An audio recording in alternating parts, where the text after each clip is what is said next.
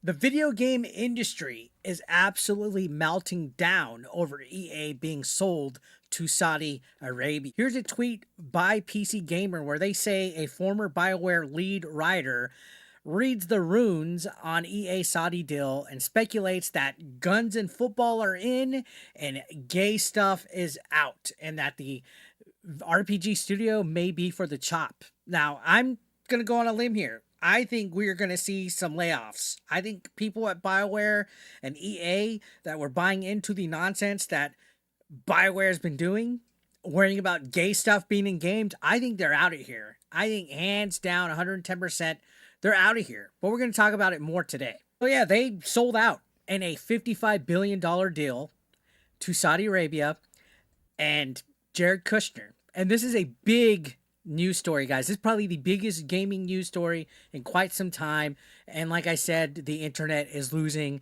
its mind. They're saying guns and football are in, gay stuff is out. Isn't it weird that that's where the gaming industry, the people that develop stuff, the people that work at the studios, the writers, they're more worried about whether gay stuff is going to be in a game or not, instead of actually just making entertaining video games? Why is that the case? Anyways, like I said, developers are calling this whole situation an FU to women and LGBTQ employees. But here's the thing when it comes to this Saudi Arabia deal. What if it actually fixes gaming? My last video, I kind of was a little bit pessimistic about it.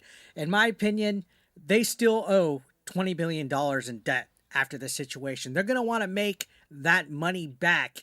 And EA is notorious for its microtransactions. I'm not holding my breath that EA is going to suddenly magically become a better company. We're probably going to still see some tomfoolery with microtransactions and nickel and diming people, because at the end of the day, investors want their money back.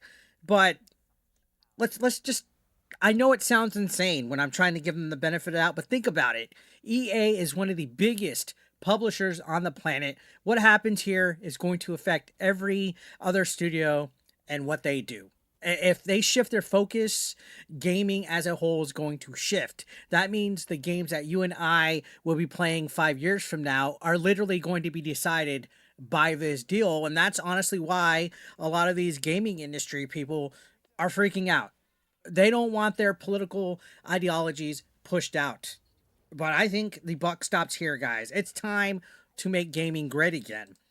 For years, these companies have been hiring off of a checklist. Literally, oh, let's check off the boxes for DEI. I know people think that doesn't exist, that it's not a real thing, but it is. Okay, they're following checklist instead of actually hiring talent. It wasn't who's the best for the job, right? Let's hire the best person for it. It was more of a who can we put on our brochure so we can get diversity points. They want to just score diversity points. Now the industry's been collapsing. If you haven't noticed the last couple of years or so, layoffs are everywhere, top to bottom, and these people are getting cut. The people that are more worried about diversity checklists, they're getting cut out of here. Suddenly that's a hate crime because Saudi Arabia, whether you like them or not, I know there's a lot of controversy. Some people think they are currently some of the worst people on the planet. They are basically treating this like EA has sold out for blood money. Honestly, come on, at the end of the day, corporations don't care about your pronouns. They don't care about your identity. They care if you make them money, period. And Saudi Arabia definitely doesn't care about pronouns. Saudi Arabia definitely doesn't care about identity. The one thing that I do know they care about is money. So it's going to be interesting to see where this goes, whether the pendulum swings to let's up the ante on microtransactions and making people pay all sorts of nickel and dime nonsense for their games, or the pendulum swings here and they actually deliver and bring some amazing games, because EA is sitting on a boatload of franchises here. But PC Gamer is running this headline here. They're literally running this headline here. Like, EA is under Saudi control, and it means guns and football are in, gay stuff is out. BioWare veterans, they're panicking that their studio is about to be chopped. Whether they want to admit it or not, guys, they're in a panic because they've been screwing around. Twitter, Blue Sky, they're full of devs that are crying that masculinity is back. And why is that a bad thing? You know, you got gamers sitting here like, wait, are you telling us that EA might actually shift focus on making games fun again, because that's what it needs. But they hide it behind that whole, oh, it's toxic masculinity buzzword and all that nonsense instead of just focusing on entertainment. Let's be honest here, though. BioWare hasn't been BioWare in a long time, guys. Anthem was garbage. Andromeda was a joke. Dragon Age is literally on life support. If the new owners are cutting the fat, if they literally are wanting to make a difference, they cut the fat, the slop, they stop forcing politics into everything. Maybe we can finally get action, competition, and games that people actually want. Isn't that a novel concept, making stuff that your consumers want? Now, of course, here's the catch. These same investors, like I said, could easily go the other way. Imagine EA's cranking out multiple Maddens a year suddenly because they want money and it's monetized to hell and back. That is literally a nightmare scenario waiting to happen here. But why does this matter to you and me? Some of you guys might be like, oh, well, I don't play EA. I don't play Madden. I don't care what they do.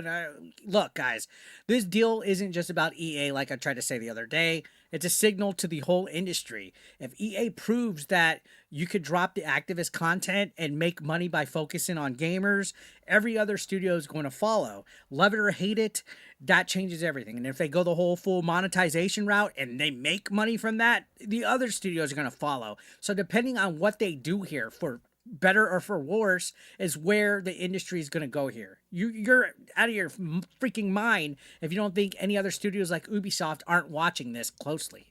Again, this is like the biggest news in gaming right now. This literally changes everything. Ubisoft, Capcom, Square Enix, you name it. All of the third-party studios out there, they're looking at this situation because $55 billion is no joke. This acquisition of EA is the biggest thing, I would say, since the ZeniMax acquisition that Xbox had. Things could change, and they could change rather quickly here. Again, it's not going to magically change overnight. If this company changes for the better, we might still have, give or take, at least 3 to 5 years from now to see some major differences here. But think about how Saudi Arabia works. Political wise, belief wise, ideology wise, they could possibly cut out a lot of stuff. And I just find it funny that these journalists and these developers are more worried about gay stuff being cut out than actually making good video games. So, yeah, I mean, what do you think? Is this the start of gaming's comeback? Do you think we're going to see a new renaissance here? Are we totally back, boys? Or is this just a new kind of disaster waiting to happen because they're going to get money hungry? I mean, they still owe like $20 billion in debt. Do you want more shooters in sports games, or do you think that this is going to be the death of creativity here, that they're going to go full monetization, they're not going to even care? EA is going to be EA no matter who owns it. I mean, I'm still pessimistic, but I can hope for the best. Let me know down below, guys. If you want more breakdowns like this video, don't forget to hit that subscription button. We're on the road to 96,000 subscribers. Don't forget to hit that like and dislike, and I will see you guys on the next video. Thank you for watching. Take care.